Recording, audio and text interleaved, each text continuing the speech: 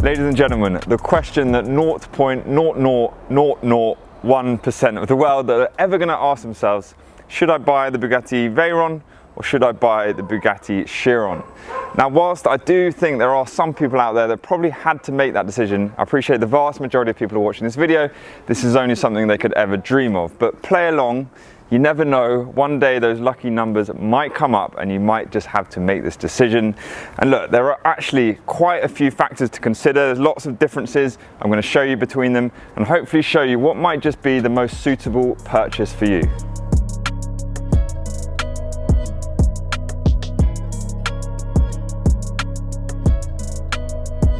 Okay, so just before we get into the video, I just wanted to actually remind people that Romans International, we are a luxury car dealership in the UK. We don't just specialize in hypercars like this, we deal in a wide variety of performance cars. And we've had an incredibly busy start to the year and there's a real shortage of stock in the market at the moment. So now is actually a fantastic time to sell your car in terms of achieving the highest possible value. So look, if you've got a Mercedes AMG, Audi RS, Lamborghini, Bentley, Ferrari, all those brands, you know, we might well be the best buyer, especially if it's a high spec, low mileage example. We'll leave a link to the sell your car page in the description below. Just fill out your details. We'll come back to you with a valuation or you could just give us a call.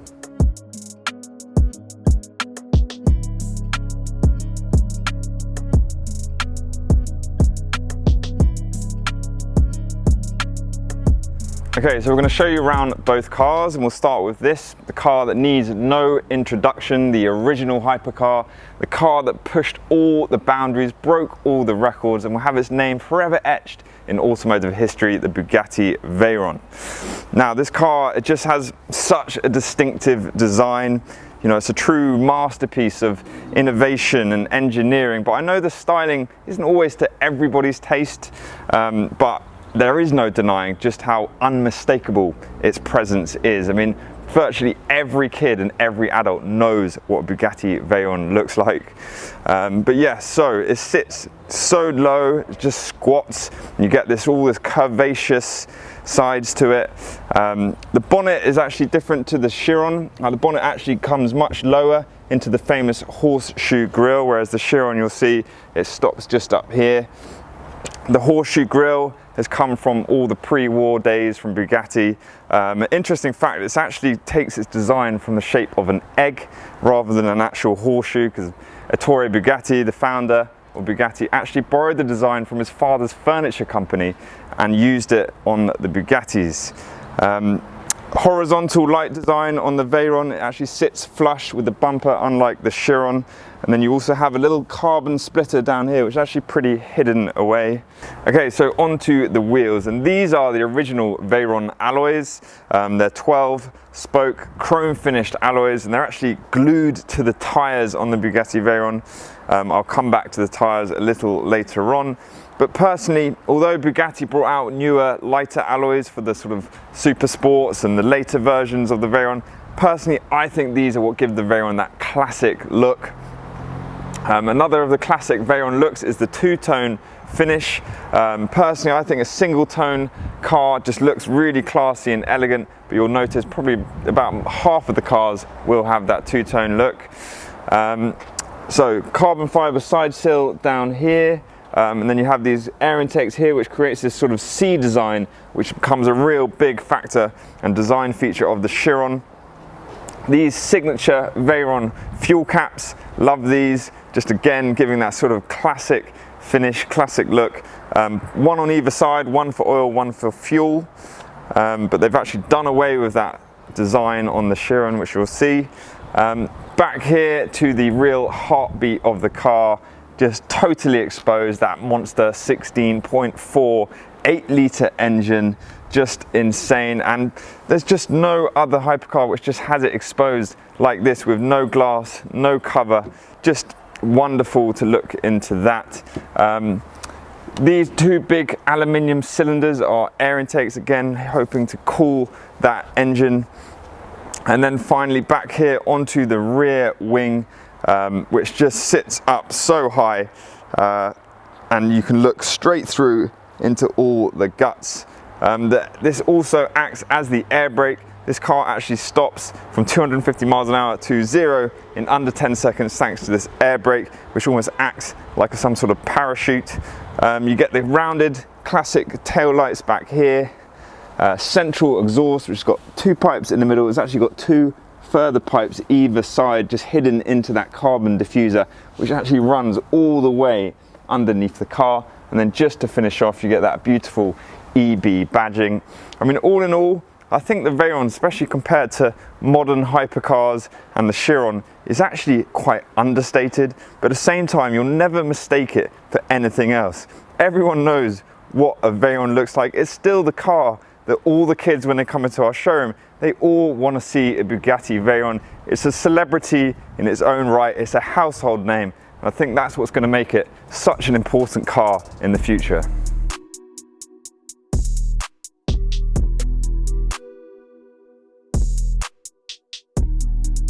Okay, so on to the Chiron, and of course it can thank the Veyron for giving it much of its blueprint.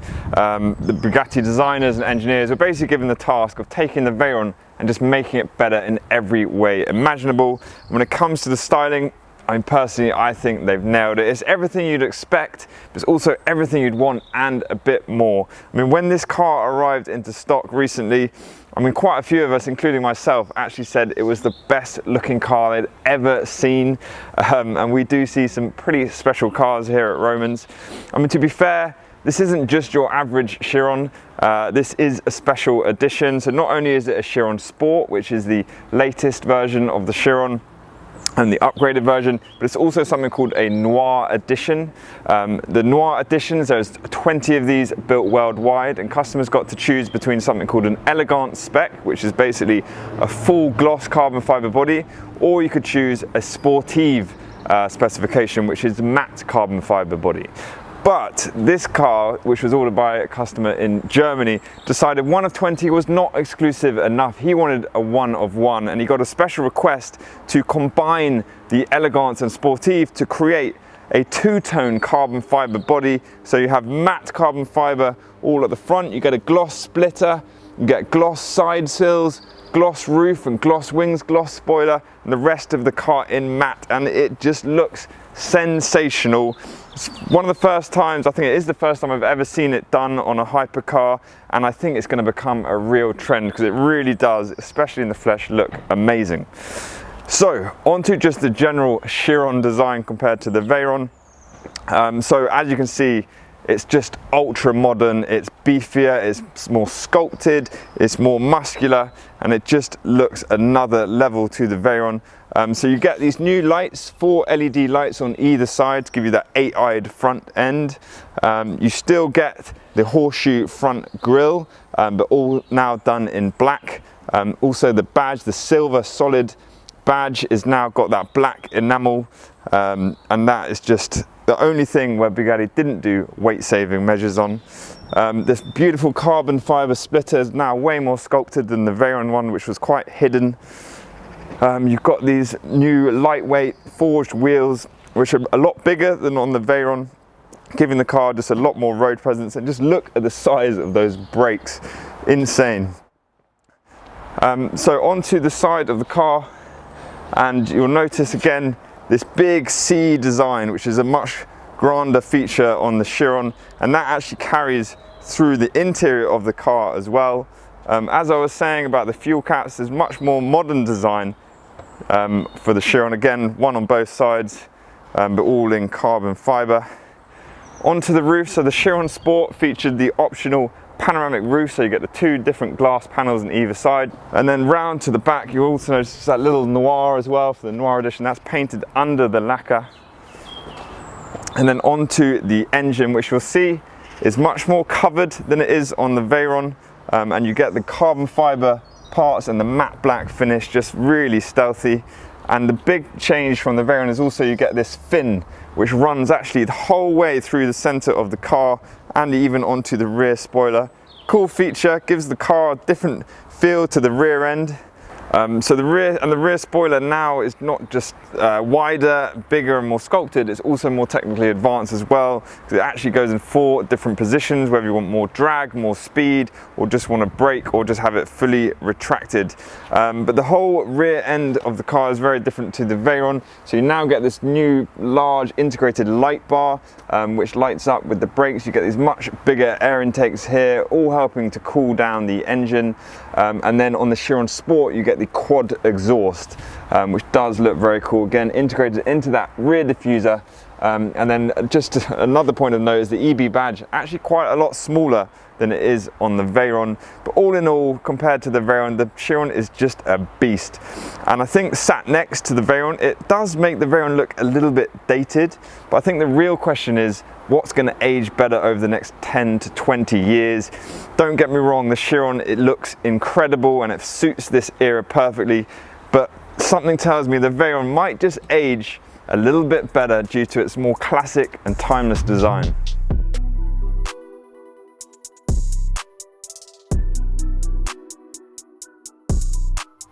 Okay, so into the luxurious cabin of the Veyron, and you can just smell the fragrant leather. And it's also got lots of Alcantara throughout for the headlining and all in the door sills. You've got this polished aluminium used throughout for all the trims. I mean, these are the highest quality materials you can get. Onto the seats, so you've got these big comfy seats, and they're actually called comfy seats, and they're electrically adjustable, and it's one of 2 options you could get on the Veyron. You could get carbon fiber racing seats, but for me, I think these seats really suit the character of the car. I mean, despite the insane performance on the Veyron, I mean, the character of the car is a little bit more luxury cruiser than it is race car. And, you know, I think that's what separates the Veyron from other hypercars. You know, the likes of the Enzo, the Carrera GT, which were on a similar generation. I mean, the Veyron just has that ambience of sort of style, comfort and exclusivity, which maybe those other hypercars don't quite have. So behind the wheel of the Bugatti Veyron, and everything just seems so perfectly positioned, everything seems so simple. Steering wheel, no buttons at all. The key straight in the ignition, the old school way, and just twist. You do have to press the push button for the start, and the vehicle comes alive. In the driver's vision, you have the dials up front, so you get the rev counter right in front of you. But the coolest one is actually on the left-hand side. You get a power dial, which shows you how much horsepower, or how much PS as Bugatti call it, you're using at any one time. The dial goes all the way to 1001. Very, very cool. One of the centerpieces and a real feature of the Veyron is obviously this brushed aluminium center console. You get the air vent that goes all the way around it. You have the nice long gear lever, which just grips perfectly well. Of course, you can use the paddle shifts if you want to get more involved in the drive. There are some buttons down here, so you have your launch control button, you have your heated seat dial, and then you have this button here, which is for handling mode. That puts the car, it lowers the suspension, raises the rear wing, and then it knows you mean business. But everything is just very, very uncomplicated. Lovely little clock, old school dials, and it just feels timeless in here. So other features of the interior, you do get a tiny little screen in here. So there are no other screens in the car. Bugatti wanted it to sort of be a classic car, so it didn't age. Screen technology ages very quickly, so they've done away with all screens. You do get something called the PDA, which is the personal digital assistant. On that, you can look at navigation, you can look at telemetry, and it can actually notify Bugatti if there's something wrong with the car. On this car, you do get a Burmester sound system. Back in 2006, Burmester wasn't really that well known, and apparently I read somewhere that it cost $30,000 for the Bugatti sound system. You'll now see Burmester systems in the likes of Porsche and Mercedes, but yeah, nice little feature. But to be honest, the very best thing about the interior is just the fact you can look back and just see that 16.4 engine right behind you. I mean, that is worth the price alone.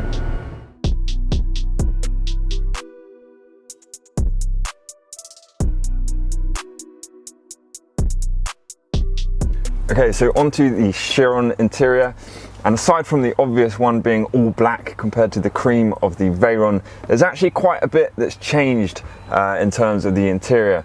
Now Bugatti haven't tried to change the general ethos of prioritizing sort of comfort and style and luxury over being like a race car, but you'll notice it just does feel quite a bit more sporty.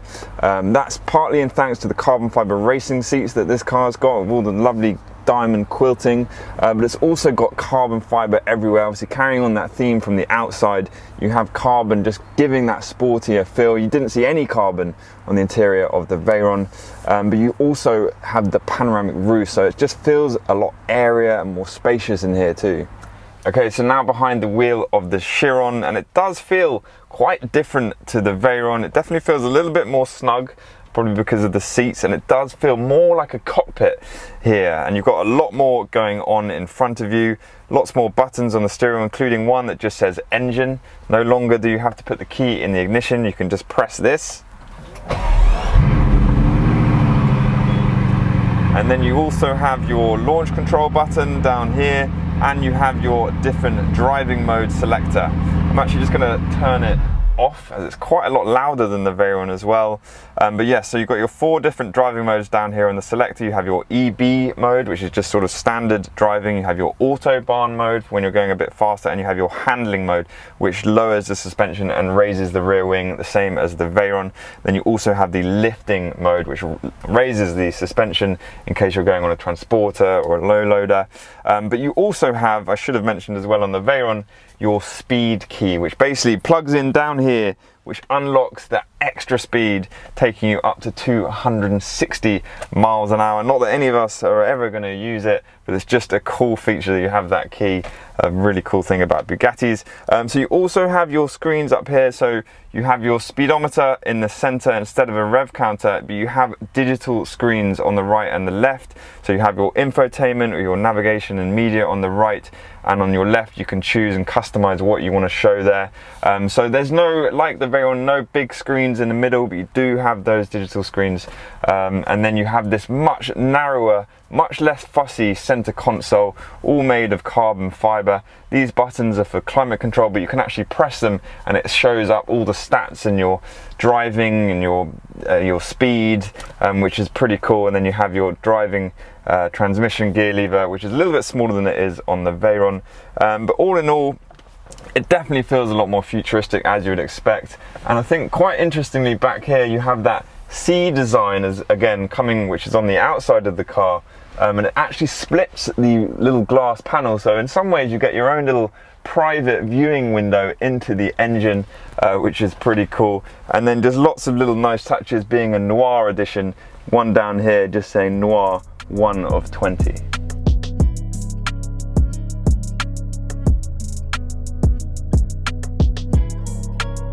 Okay, so we're going to briefly discuss the performance on these two cars. Both these cars are for sale, so unfortunately we're not going to be doing a drag race today.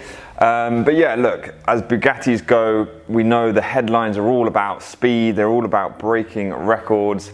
The Veyron had a couple of big targets when Bugatti set out, or Volkswagen set out to create the Bugatti. One of them was 1,000 brake horsepower, or 1,000 PS, which is a metric of horsepower, and Bugatti smashed that. Well, they did 1,001, so they showed they had one to spare. The other big target was 406 kilometers an hour. That was previously the highest speed recorded by a Porsche 917 Le Mans car, not even a production car, and Bugatti also beat that with 407 kilometers an hour. That's 253 miles an hour. Obviously for that day in 15 years ago, it was unbelievably amazing achievement. Now you compare it to the Chiron, and 1,000 horsepower now no longer seems that incredible, because this thing has 1,500 horsepower. And Bugatti have achieved that by totally redeveloping that W16 engine. They've stuck way bigger turbochargers in there. Apparently they're 69% bigger than the turbochargers in the Veyron. There's now 32 fuel injectors. They've used way more carbon fiber components in the engine. You know, the Bugatti engineers are just wizards and creating power. They haven't quite managed to reclaim that world speed record just yet. That now belongs to a car called the SSC Tuatara. I think it's 316 miles an hour. So that's going to take some beating, but eventually Bugatti will bring out the production model of the Chiron Super Sport one day. Maybe that will help reclaim it. But look, at the end of the day, top speed only means so much. An interesting thing is if you actually go at top speed in this car, you'll actually run out of petrol within 9 minutes. Compared to the Veyron, you get an extra 3 minutes. 12 minutes you can do the top speed in the Veyron before that runs out of fuel. But funny stats. Interesting thing about the tires, we know these are incredibly expensive to replace, talking 20 to 30 grand. And the reason why is because they're actually developed at aerospace facilities. You cannot test these tires at the speeds they need to be tested at a car factory, which is another crazy thing about the Veyron.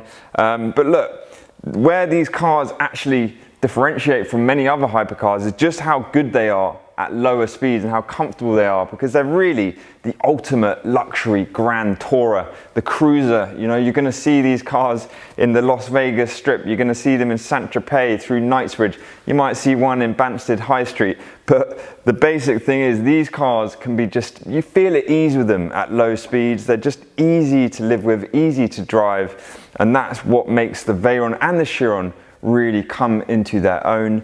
You've got four-wheel drive, you know, so they're just safe, they're steady, they're quite heavy because these got big engines, but they are very good. And especially with the Chiron, one of the big improvements they made over the Veyron is just how it takes corners. They're better balanced, you feel more confident behind the wheel. And then again, more so with the Chiron Sport, which is a little bit more driver focused and track setup. You've got a stiffer suspension, so it really appeals to drivers. Look, with 15 years of difference between these cars, it's pretty obvious the Chiron is going to be a long way in front of the Veyron when it comes to, you know, the latest technology, the latest aerodynamics. So there's no denying the Chiron Sport Noir Edition is definitely going to be a better car than the Veyron to drive.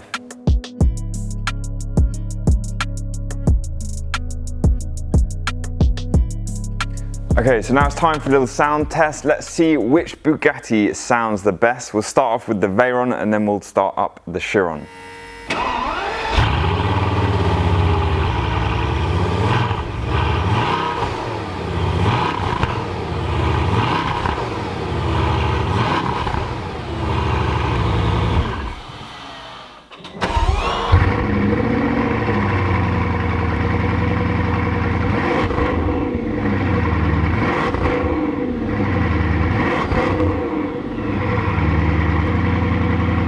Okay, so I don't know exactly how that came across on camera, but standing here, there was no doubt the Chiron was a lot louder. I mean, the Veyron in some ways is sort of like a howling wind, but the Chiron is more like thunder. But the real joy of listening to these cars is when they're going 250 miles an hour. Okay, so let's sit down and discuss how much these cars actually cost, how much the values have changed over time, and what the future might hold. So, the very first Veyrons were actually delivered in 2006, but the production run continued all the way to 2015 when the last car left the factory, dubbed La Finale, which was a Grand Sport Vitesse. But there are 450 Veyrons in total. That includes all the different variations, all the special editions. According to the factory, there were 300 coupes and 150 convertibles. Of the coupes, 48 of those were Super Sports editions, which meant there's 252 actual original Veyron coupes. One of the most famous things about the Veyron is they cost around £5 million each to produce, and because they only had a £1 million price tag, it meant Bugatti was losing around £4 million per car. So clearly the Veyron was not built to make money. It really was an ambitious project green-lighted by the Volkswagen boss at the time, Ferdinand Piëch. He just wanted to create the ultimate car, the greatest car ever made, and it doesn't matter how much it would cost. And by God, did they achieve that, you know. Top Gear at the time, Jeremy Clarkson said it was the greatest car ever made and the greatest car we'll ever see in our lifetime. So high praise. But actually when the Veyron first came out, Bugatti, I don't think really knew how to sell them. You know, Romans was actually buying them direct from the factory, and such was the hype for the car at the time. You know, we could sell them for premiums over list. I think we had 3 or 4 for sale at one time, and we just became known as the place with the Bugatti Veyrons. But after a few years, the values did start to drop. You know, the hype had worn off a bit. You had the financial crisis, and around 2010, 2011 was when the Veyrons bottomed out. They were about £500,000 back then, even for a low mileage car. But you were very wise if you bought one back then, because they did start to creep up in value. But the market really boomed in 2015, 2016. By then, the production on the Veyron had ended. There were going to be no more, and I think collectors, investors really sort of bought into the idea. And they shot up in value. You know, suddenly the Veyron was £1.5 million. The Grand Sport Vitesse and the Super Sports, they were well over £2 million. But when the Chiron came out in 2017, the Veyron could no longer be considered the ultimate hypercar. I mean, it already had pretty hot competition with the Holy Trinity, but it transitioned into being more of a modern classic. The fluctuations in the market continued. You know, 2018, 2019 was quite a volatile time. There was a bit of a correction in the market. But this car today, we're asking £1.295 million. Still a little bit over list price, but this car is under 1,000 miles. So yes, it's barely been driven, but it's really a car that's going to suit a collector, someone that wants a totally original Veyron in a single tone black and cream interior. I think it's a special car. Okay, so now onto the Chiron. So the Chiron was first revealed in 2016 at the Geneva Motor Show. I think first deliveries were 2017, but there's going to be 500 Chirons eventually worldwide. Apparently 200 of them were sold at the launch. We actually had the very first Chiron openly for sale in the UK back in 2018. The original list price of these was about £2.5 million, including taxes. So more than double what the Veyron originally cost new. So that, combined with the fact that the production costs were nothing like what they were on the Veyron, Bugatti actually make money on every Chiron that's sold. I actually think the fact that Bugatti, the Veyron, loses money on each car just adds to its iconic status. But look, the Chiron was very much the new breed. I mean, you had the Holy Trinity, which had been the hot car for a few years, or hot cars. Everyone had their opinion about which was the best, the LaFerrari, the 918, or the P1. But when the Chiron came along, there was just no more arguments. The Chiron was clearly number one. But of course, the Chiron comes at a price. I mean, this car, the Chiron Sports Noir Edition, this cost new over £3 million.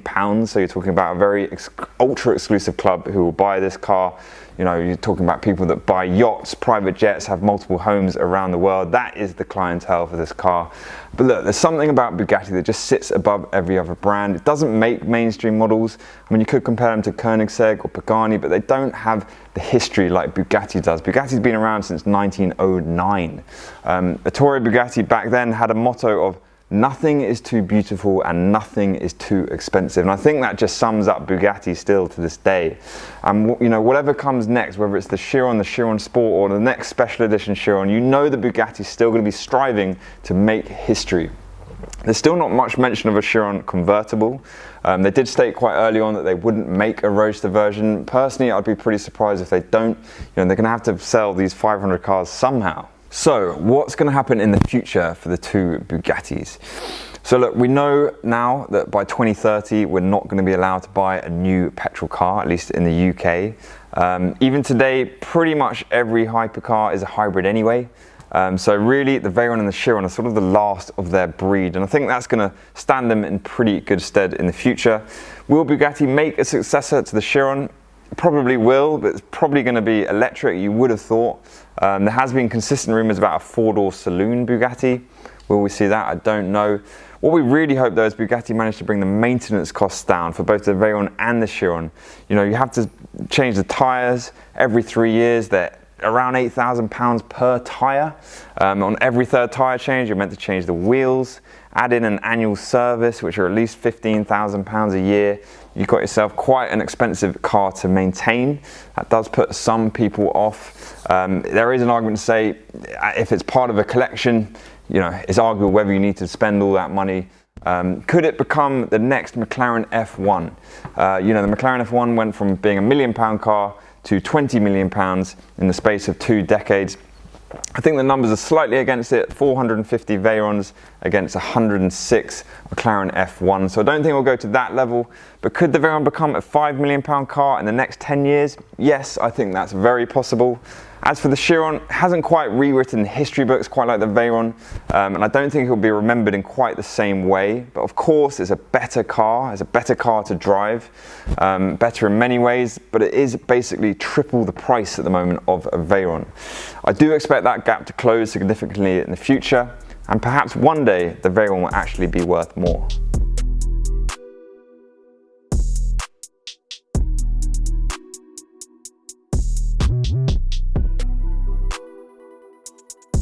Okay, so back to the original question, should you buy the Veyron or should you buy the Chiron?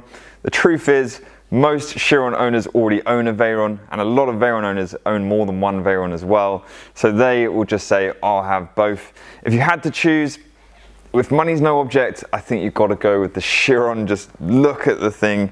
It's just an incredible, incredible car. But for me, the smart money is on the Veyron. I think as an investment, it's got a lot more potential. As a collectible, I think it would just be remembered as a more special car. It's also rarer, and I just think it means so much more. So there you have it. Hope you have enjoyed that. Please do give us a thumbs up if you have, and thanks for watching. Until next time.